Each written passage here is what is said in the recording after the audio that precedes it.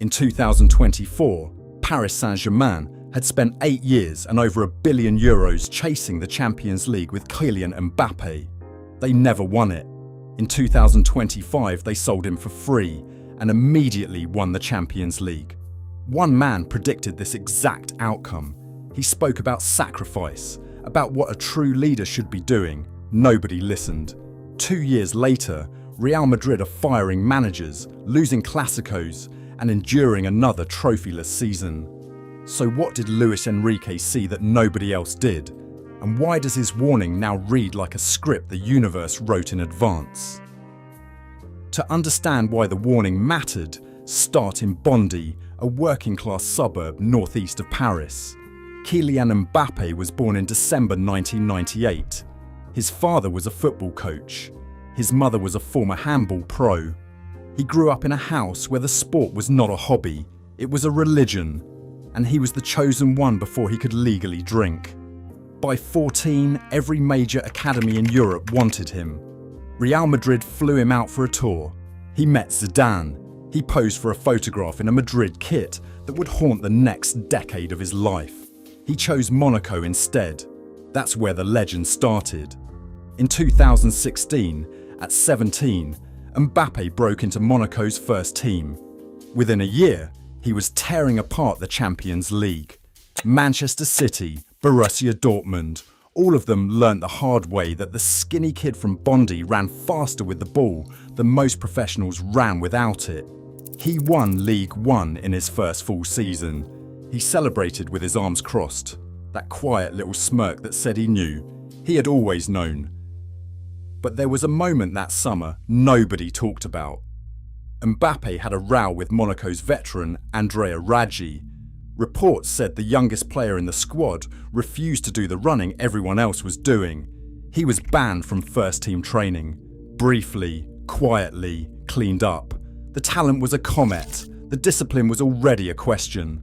Once Paris Saint-Germain came calling, Mbappe's interest in actually being at Monaco evaporated. He didn't fight to stay. He didn't grow into a leader. He left. Paris bought him for €180 million. They didn't just sign a teenager. They handed him the keys to the city. And the city, it turned out, was happy to be governed by a child. The summer he arrived in Paris, Mbappe already had a World Cup ring on its way. In Russia, 2018, he scored in the final against Croatia. He became the first teenager since Pelé to score in a World Cup final. France lifted the trophy. Mbappe was 19 and already one of the most famous athletes alive. For the next 6 years, Paris belonged to him. He won League One 6 times in 7 seasons. He won 3 Coupe de France titles. He won the Golden Boot. He won Player of the Year. He became Paris Saint-Germain's all-time top scorer with more than 200 goals. The fastest player to do it, the youngest, the most expensive, the face of the brand. But behind the trophies, something subtler was happening. The manager kept changing. Unai Emery came first, and he left in 2018. He could not get Mbappe and Neymar to coexist. Then came Thomas Tuchel. Tuchel was a genuine tactician. He took Paris Saint-Germain to their first ever Champions League final in 2020. They lost 1-0 to Bayern Munich. Mbappe had a chance late on, and he did not take it. But Tuchel had bigger problems than missed chances. He wanted to press. He wanted accountability. He wanted, in a few private moments, to drop Kylian Mbappe. Not for form, for attitude. The club refused. Not only did they refuse, they made Tuchel apologise to the player in front of the squad. That was the moment the hierarchy at Paris Saint-Germain officially flipped upside down. The manager was no longer the authority, the star was, and every manager who followed would learn the same lesson, the same way. Tuchel was gone by Christmas 2020. He won the Champions League with Chelsea 5 months later. The universe, it seemed, had been taking notes. Mauricio Pochettino arrived next, soft-spoken, smiley, popular. He lost the dressing room within a year. Pochettino delivered one of the worst seasons of his career and was fired in 2022. Christophe Galtier came in 2022. He didn't fail tactically, he failed politically. Mbappe didn't like his role. Mbappe made it known. Gaultier was gone by 2023, 4 managers, 3 years. The pattern was no longer a coincidence, it was the policy. And in Europe, the trophy that mattered, the one that defines what Paris Saint-Germain even exists for, never came. Round of 16, round of 16, round of 16. Mbappe scored in nearly every knockout match. Paris Saint-Germain kept losing them. Every spring, the same funeral, different flowers. By the summer of 2023, the project was running out of patience. So Paris Saint-Germain hired Luis Enrique. Luis Enrique is not a man who softens edges. He had won the Champions League with Barcelona in 2015. He had won La Liga twice. He had coached Spain to a Nations League final. He believed in pressing, in collective effort, in the idea that the best player on the pitch should be the hardest worker on the pitch. He had coached Messi this way. He had coached Iniesta this way. He was not interested in negotiating. He arrived in Paris in the summer of 2023 and immediately saw the problem. The problem wasn't Mbappe's quality. The problem wasn't even his ego exactly. The problem was that Mbappe didn't press. When Paris Saint-Germain lost the ball, Mbappe stayed high. When the team dropped into shape, Mbappe waited up the pitch for the counter-attack. When transitions broke down, 11 men had to compensate for the fact that one of them had decided not to participate. One player doing that doesn't break a team in a single game, but it shifts responsibility. The midfielder has to cover, the fullback has to push higher, the structure starts bending around the absence, and eventually the whole shape collapses. Luis Enrique called Mbappe in. He did not talk tactics. He talked about Michael Jordan. He told Mbappe that Jordan defended like a madman, that Jordan demanded effort from every teammate, that Jordan set the standard with his work, not just his scoring. And then Enrique made his real point. A leader, he said, is not the player who decides games when everything is going well. A leader is the one who carries the team when things stop working. He told Mbappe that scoring goals was easy for him. Nobody questioned his talent. But if Mbappe wanted to walk through the big door of his career, and they both knew Madrid was that door, he had to learn the other half of the game. He had to defend. He had to press. He had to lead when the ball was not at his feet. Mbappe heard him out. Mbappe did not change. PSG won League One anyway. Of course they did. Mbappe scored 44 goals in all competitions. In Europe, they reached the semi-finals and lost to Borussia Dortmund. Another year, another exit, another spring funeral. That summer, Mbappe left for Madrid. Free transfer, the deal he had wanted since he was a 14-year-old in a Real kit. He walked out of the Parc des Princes a king. And Luis Enrique started rebuilding without him. This is where the story gets cruel. Without Mbappe, PSG should have been worse. Every analyst said so. They had just lost the best goalscorer in their history, the face of the project, the reason most of their shirts sold in Asia.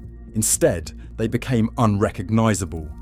Luis Enrique built a front three of Ousmane Dembele, Desire Douet, and Kvicha Kvaratskhelia. 3 players who, individually, were nowhere near Mbappe in fame or goal-scoring history.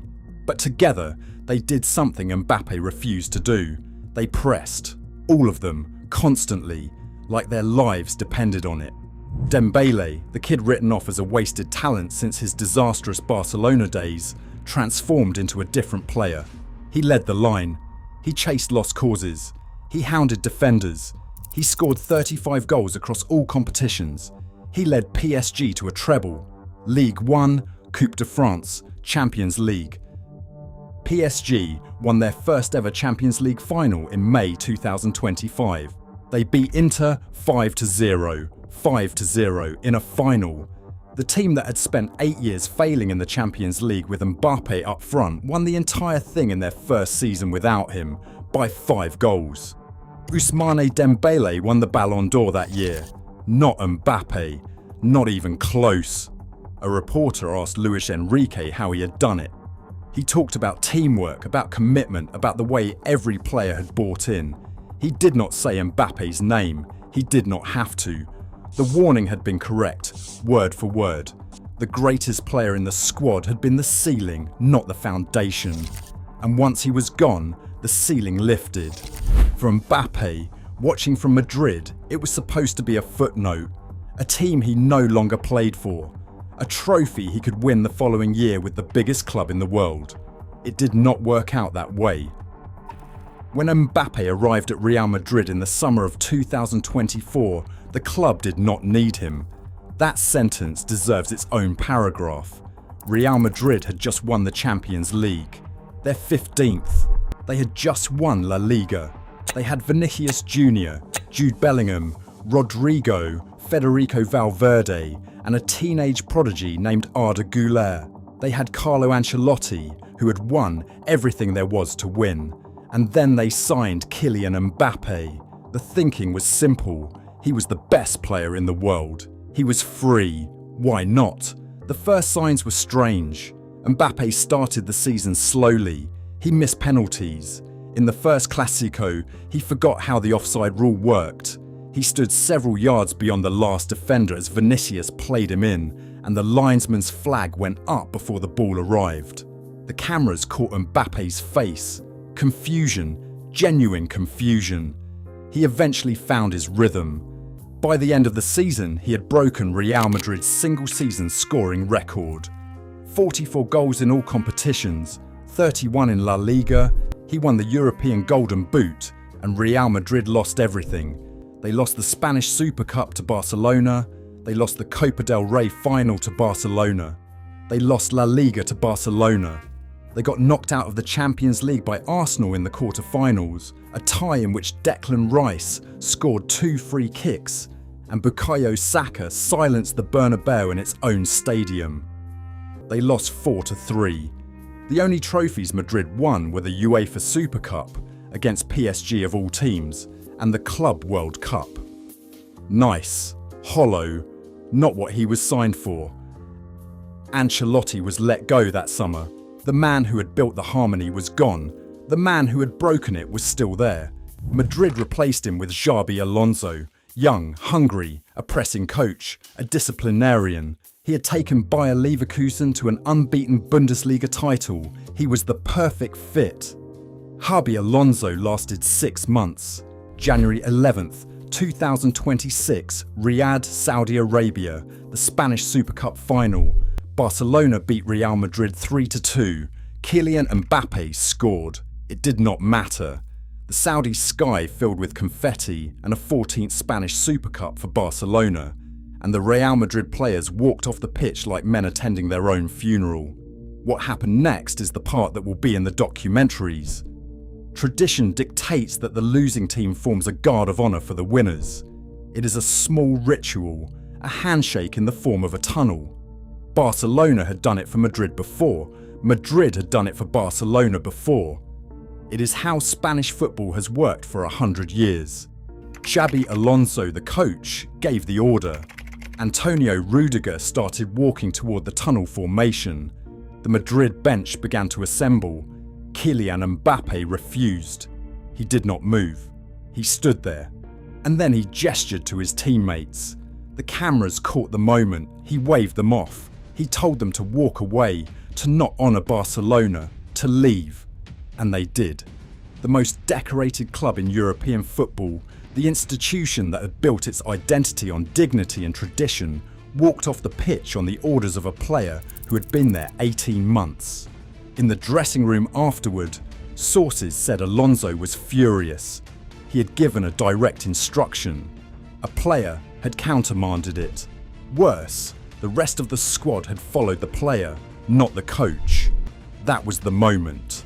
The dressing room was gone. The hierarchy was gone. Alonso could see it on every face. He was the head coach of Real Madrid, and he was no longer the head of anything. He was fired 4 days later. Officially, the club cited results. Madrid had fallen behind Barcelona in La Liga. They had drawn matches they should have won. They had lost to Benfica in the Champions League and dropped to 9th in the new league phase. Unofficially, everyone in Madrid knew what had happened. The The same thing that had happened to Tuchel, the same thing that had happened to Pochettino, the same thing that had happened to Gaultier. Mbappe had inherited the building, and the building was now being run accordingly. For his enemies, this was not just confirmation, this was poetry. Years earlier, Luis Enrique had told Mbappe that he needed to be Michael Jordan when the team did not have the ball, that a leader was the one who carried the team when things stopped working. Now things had stopped working, and the team was not being carried, it was being commanded. There is a difference. Luis Enrique had named it. Everyone else was finally learning it. The timeline of the 2025 to 2026 season at Real Madrid makes the pattern Luis Enrique described impossible to dismiss. It's no longer a theory, it's a record of events. Mbappe started fast. 14 goals in his first 10 games. He sat 5 points clear at the top of La Liga in October. The decision to sign him looked like genius. Then the same cracks. The same exact cracks. When teams pressed Madrid, the team did not have a structured response because the team's best player was not pressing back. When Mbappe did not score, nobody scored. He had more than twice the goal output of the next highest Madrid player, finishing. In January 2026, Madrid lost to Benfica away in the Champions League. Mbappe scored twice. It did not matter. Madrid dropped to 9th in the league table. After the match, Mbappe gave a press conference. He said the team lacked consistency. He said champions do not play well one day and disappear the next. He said the team had to fix it. He was right about the diagnosis. He was just describing himself. In Real Madrid's Champions League quarter-final against Arsenal, Mbappe spent most of the match in the opposition half, idling, walking, occasionally sprinting toward a long ball. The press happened around him. The recoveries happened around him. Declan Rice covered more ground in 90 minutes than Mbappe covered in the entire tie. In the Club World Cup match between Madrid and PSG, there was a moment that football fans passed around for weeks afterward. Mbappe on the ball was dispossessed by Kvicha Kvaratskhelia, the player Luis Enrique had signed to replace him. Mbappe stopped, watched. Kvaratskhelia dribbled away, the new number 7 taking the ball off the old number 7. The new system humiliating the old star. The whole thesis in one 10-second sequence. Kylian Mbappe is on individual ability one of the 3 best footballers alive. No serious argument against this. He has the pace, the finishing, the cold-blooded calm. He has a World Cup. He has the golden boots. He has the records. What he doesn't have is a Champions League. What he doesn't have is a single manager who has lasted with him at peak. What he doesn't have is a team that gets better around him instead of worse. The question Luis Enrique asked him in that meeting in Paris is the question that defines the rest of his career. Can greatness without responsibility ever build something that lasts? The data so far says no. The data says that when Mbappe arrives, managers disappear. The data says that the squad around him learns to depend on him until they cannot function without him. The data says that the moment a coach demands real accountability, the player wins the argument and the coach packs his office. The cruelest part is that France works for him. The one team where Mbappe is one of many, where the shirt is bigger than the player. France made the World Cup final in 2022 because of him. France didn't collapse around him. But at club level, where he is the centre of gravity, the planets keep falling into him. Luis Enrique won that argument because he understood something simple. A team of 10 workers and 1 superstar can win matches. They cannot win the trophies that decide history. Goals win games, defence wins titles, and in this Real Madrid, Mbappe is still scoring goals like a god. He is just not winning anything that matters.